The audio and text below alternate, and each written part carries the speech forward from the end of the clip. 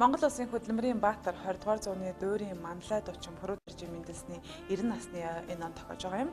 За тэгвэл түүний мэндэлсний 90 насны ойг тохиолдуулан Цэвэг Жавын Пүрүдэрж сангаас Чайковский нэртэй лекц концертыг зохион байгууллаа. Симфонический жанраас айгүй гурван хөдөлгөөн бол байна. Тэгээ энэ гурван Монгол улсын ардын жүжигчин хөдөлмөрийн баатар, Оросын холбооны Бурят улсын ардын жүжигчин 20 дугаар зууны манлай дуурийн дуучин профессор Цэвэг Жавын Пүрүдэржийн мэндэлсний 90 жилийн ойд зориулсан концерт Монгол улсын консерваторийн концертын танхимд тоглогдлоо. 3 дугаар сарын 26-ны өдөр тоглогдсон Чайковский нэртэй энэ тоглолт лекц концерт гэдгээрээ онцлог байсан юм. Тоглолтод улсын дөрвөлжгийн эрдмийн театрын ерөнхий концертмейстер, Монгол улсын гавьяа жүжигчин Солонго, гоцлол дуучин, Монгол улсын гавьяа жүжигчин Дорж Хорол, Эрдэнэ Туяа нар оролцсноос гадна илтгэгчээр дийлгэр Монгол улсын гавьяа жүжигчин Долгормаа нар ажиллаж, өөрсдийн мэдлэг туршлагаас хуваалцсан юм.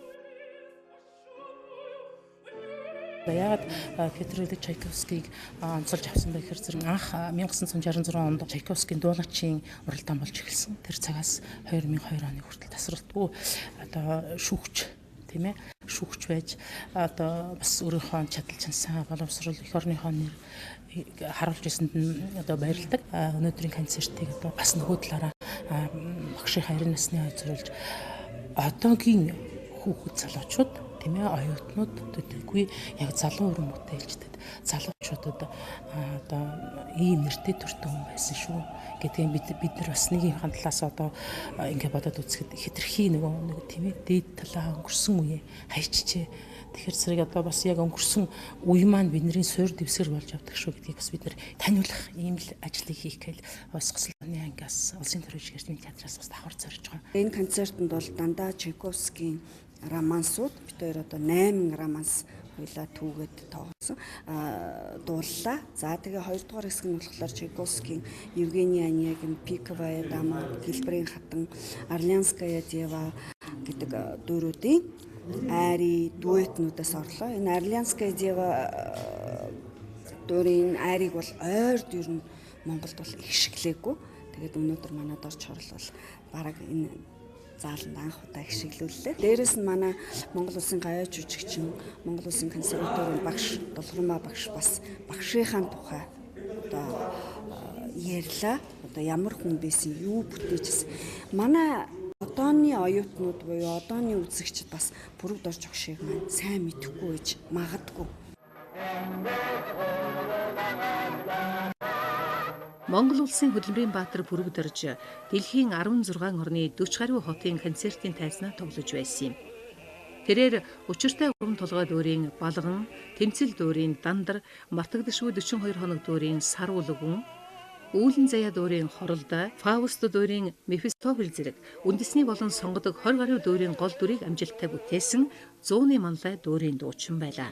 Тэрээр зөвхөн дуурийн дуучин төдийгүй найруулагч жүжигчний мэрэгжилд авьяас чадвараа сорж Алеко, Шивэхягт жаргал зэрэг дуурийг найруулан тавьж Алтан шонхор киноны Будан мэрэгний дүрийг дэлгэцнээ өнгөчүүлсэн юм.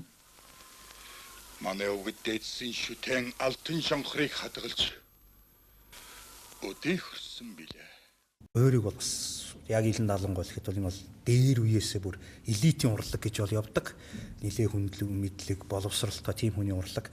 Тэгээ Монголын одоо энэ оюутан сурагчид, Монголын бас хүмүүсүүдэд юу түгээх гээд ямар одоо мессеж хэлэх гээд байгаа юм бол энэ одоо нэг айрын дээр одоо Чайковскийн сая нэг айрын дээр ихэд дэлгэрэнгүй мэдээлэл өгч энэ дуур юуны тухай өгүүлж байгаа. Энэ айрын юуны тухай тэр дуучин хүнээс ямар сэтгэлгээ гардыг, хөгжимчин хүнээс ямар сэтгэлгээ гардыг, хөгжмийн зохиолч бичсэн мессежийг маэстро удирдаач маань ингэж үзэгчд бидэнд одоо ингэж хүргэдэг. Ийм л зорилгоор одоо нэг бүрчлэн тайлбарлаж одоо энэ хүмүүсүүдэд ойлгуулах үүднээс өнөөдрийн програм байна. Ийм л одоо зүйл дээр тулгуурлалаа. Тэгээд энэ конкурсанд манай дурчтай Сонгодог урлагийн хөгжлийг дэмжих зорилготой Цэвэг Жавын Пүрүдэрж сан 2008 оноос эхлэн үйл ажиллагаагаа явуулж байгаа бөгөөд профессор Пүрүдэржийн цаа харга зүйн онцлог бүтээл төөрвөлийг хойч үедээ өглүүлэх, түүний нэрэмжит олон улсын уралдаан тэмцээн зохион байгуулах, сонгодог урлагийн залуу үеийг дэмжих чиглэлээр үйл ажиллагаагаа явуулж байна. Цэвүүжийн пүрэв дөржи сангаас зохион байгуулсан Чайковский лекц концерт сонгодог урлаг тэр тусмаа өөрийн урлагийг сурталчлах төдийгүй бүтээл тус бүрийн онцлог шин чанарыг таниулах ажил бодолтой болсон юм.